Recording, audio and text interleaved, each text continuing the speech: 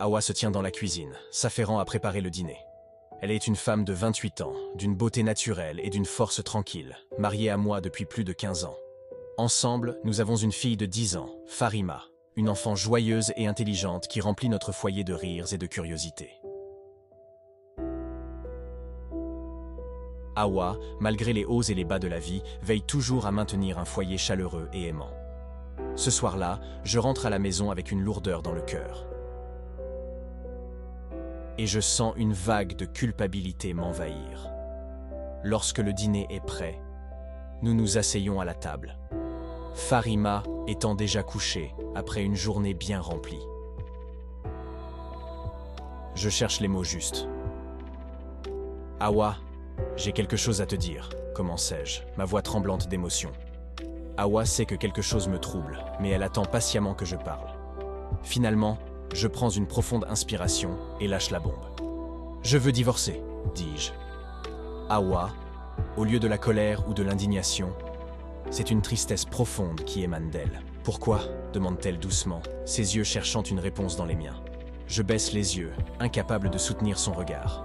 C'est compliqué, Hawa, murmurai-je. La douceur dans la voix d'Hawa se transforme en une colère contenue.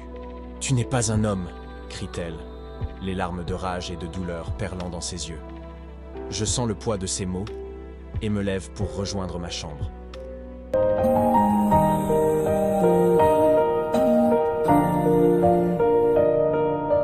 Toi l'empire de ce qui me soit arrivé, pas que ce qu'on est depuis des années. Pourquoi quand je te parle, tu m'ignores tellement que ça me fait mal. Pourtant, t'es le sang qui coule dans mes veines. Rien n'a changé après ce qui s'est passé. Là je vois, tu doutes de moi. Et si j'aimais une personne d'autre, tu le sauras car tout mon cœur. Je ne vais pas démolir ce qu'on a déjà bâti. T'es fortement éprise, je le sais toujours. Et je sais que t'es jalouse. C'est pour cela que tu vérifies partout. Te faire souffrir, je préfère mourir. Panique pas, j'ai des amis, mon cœur c'est vous. Lors de notre premier rendez-vous. Je savais qu'elle voulait savoir ce qui était arrivé à notre mariage. Mais je ne pouvais lui donner une réponse satisfaisante. Elle avait perdu mon cœur, car il s'était tourné vers Lala Aïcha. Je ne l'aimais pas du tout, j'avais juste pitié d'elle. Avec un profond sentiment de culpabilité, j'ai rédigé un message de divorce qui stipulait qu'elle pouvait avoir notre maison, notre voiture et 30% du capital de ma société. Elle le regarda, puis le supprime. La femme qui avait passé 10 ans de sa vie avec moi était devenue une étrangère. J'étais désolé pour elle et pour la perte de temps, de ressources et d'énergie, mais je ne pouvais pas reprendre ce que j'avais dit car j'aimais Lala Aïcha chèrement. M'a dit il faut avoir du temps pour celle qui a toujours été là. Il ne faut pas blesser celle qui a toujours été à tes côtés. Quand t'avais besoin d'aide, tu sais, elle t'a soutenu. Et même dans les moments difficiles, tu le sais. Elle était prête à mourir pour toi, juste pour te rendre joyeux. Car ne voulait que ton bonheur t'en avance. Moi, tu sais, elle fait tout ça pour quitter sans jamais seul. Jamais seul. Dans ta vie, mais tu te rendais pas compte de ce que t'avais dans ta vie. T'aurais dû la rendre la monnaie, mais tout ce que t'avais, boy. C'est de la fait souffrir, non, elle mérite pas tout ça. Elle a besoin de temps et de ton affection. Il a délaissé dans sa peine sans regard de poil. Le rétro, ça veut devenir amertume à cause de tes méfaits. Maintenant c'est fini, sous le nouveau titulaire. Je connais ses qualités, je suis là mon bébé. Dans la matinée, elle a présenté ses conditions de divorce. Elle ne voulait rien de moi. Mais elle avait besoin d'1 mois de préavis avant le divorce. Elle a demandé que dans cette période d'1 mois, nous aurons tous deux à lutter pour vivre une vie aussi normale que possible. Elle avait quelque chose de plus. Elle m'a demandé de me rappeler comment je l'avais transportée dans la chambre nuptiale le jour de notre mariage.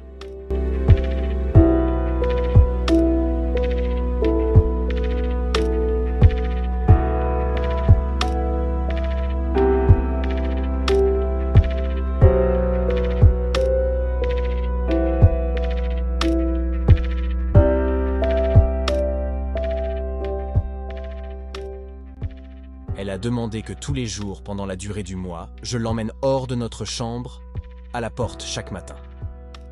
Je croyais qu'elle devenait folle. Afin de rendre nos derniers jours d'ensemble agréables, J'ai accepté sa demande bizarre. M'a dit il faut avoir du temps pour celle qui a toujours été là. Il ne faut pas blesser celle qui a toujours été à tes côtés. Quand t'avais besoin d'aide, tu sais, elle t'a soutenu. Et même dans les moments difficiles, tu le sais. Elle était prête à mourir pour toi, juste pour te rendre joyeux. Car ne voulait que ton bonheur t'en avance. Moi, tu sais, elle fait tout ça pour quitter sans jamais seul. Jamais seul dans ta vie. Mais tu te rendais pas compte de ce que t'avais dans ta vie. T'aurais dû la rendre la monnaie, mais tout ce que t'avais, boy, c'est de la fait souffrir, non. Elle mérite pas tout ça. Elle a besoin de temps et de ton affection. Il a délaissé dans sa belle se regarde pour elle. Le rétro. J'ai parlé à Lala Aïcha des conditions de divorce de ma femme. Elle trouve cela absurde. Ah oui, tu m'as yàlla baal dañoo manqué. Yow nopp nañ la, nee nañ nobatuñ la. Lu dem.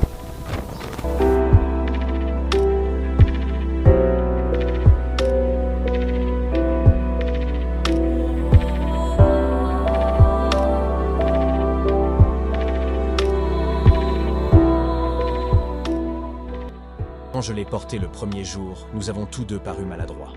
Notre fille, très contente, nous prend en photo. Son geste m'a apporté un sentiment de douleur.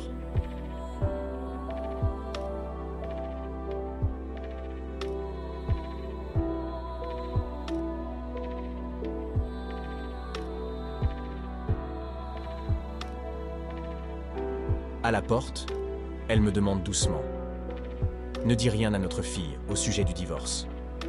J'ai hoché la tête, me sentant quelque peu bouleversé. Je l'ai posée devant la porte.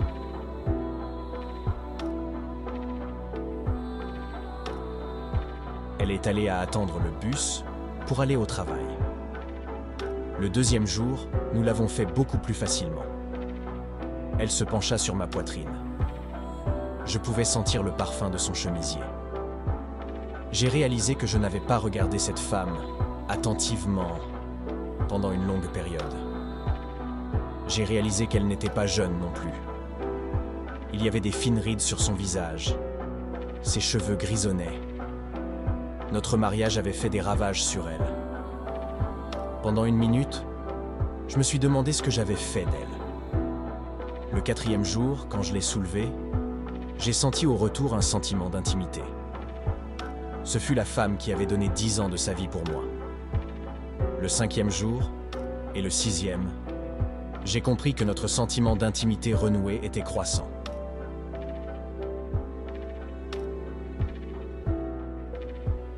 Ce matin, elle se met à chercher quoi porter.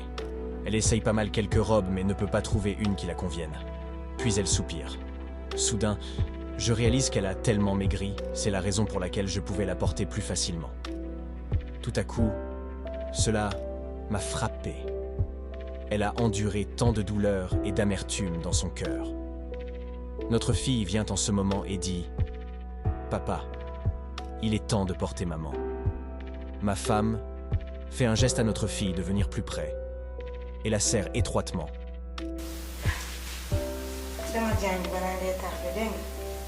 Ok, bonne journée. Bye bye.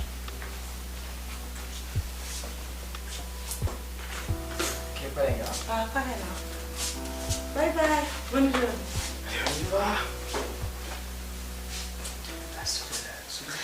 Je lui prends dans mes bras, marchant de la chambre, à travers le salon, dans le couloir. Je lui serre contre moi. C'est comme le jour de notre mariage. Mais son poids beaucoup plus léger m'a rendu triste. Je lui tiens fermement et lui dis: je n'avais pas remarqué que notre vie manquait d'intimité.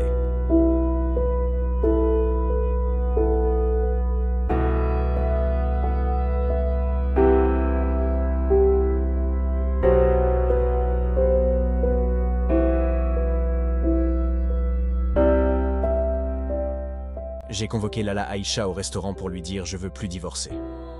Elle me regarde, étonnée. As-tu de la fièvre? dit-elle. Désolé, Lala, je dis. Je ne vais pas divorcer. Ma vie conjugale était ennuyeuse, sans doute, parce qu'elle et moi n'avions pas valorisé les détails de l'amour. Et non parce que nous ne nous aimions plus. Maintenant, je me rends compte que depuis que je l'ai amenée à mon domicile le jour de notre mariage, Je suis censé la garder jusqu'à ce que la mort nous sépare. Aïcha semblait soudainement se réveiller.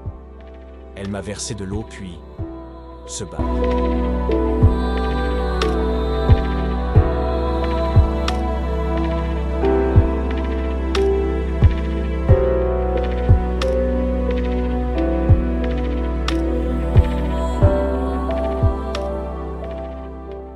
À la boutique, j'ai commandé un cadeau pour ma femme.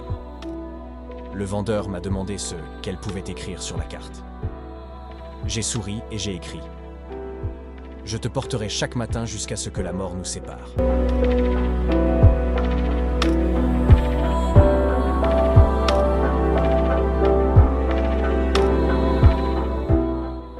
Ce soir, je suis arrivé à la maison, un sourire sur mon visage. Mais seulement, hélas, pour trouver ma femme sur le canapé, morte. À côté d'elle, j'ai trouvé une lettre où elle me dit « Mon cher mari, j'ai lutté contre le cancer depuis des mois et tu étais tellement occupé avec Lala Aïcha que tu n'as même pas remarqué. Je savais que j'allais mourir bientôt et j'ai voulu te sauver de la réaction négative de notre fille au cas où nous aurions divorcé. Du moins, aux yeux de notre fille, tu es un mari aimant. Les petits détails de l'amour sont ce qui importe vraiment dans une relation. Ce n'est pas la maison, la voiture, la propriété, l'argent à la banque. Ceci crée un environnement propice pour le bonheur, mais ne peut pas donner le bonheur en eux-mêmes. Donc, trouvez du temps pour être l'ami de votre conjoint et de faire ces petites choses pour l'autre qui construisent l'intimité. Faire un vrai mariage heureux. Adieu mon amour.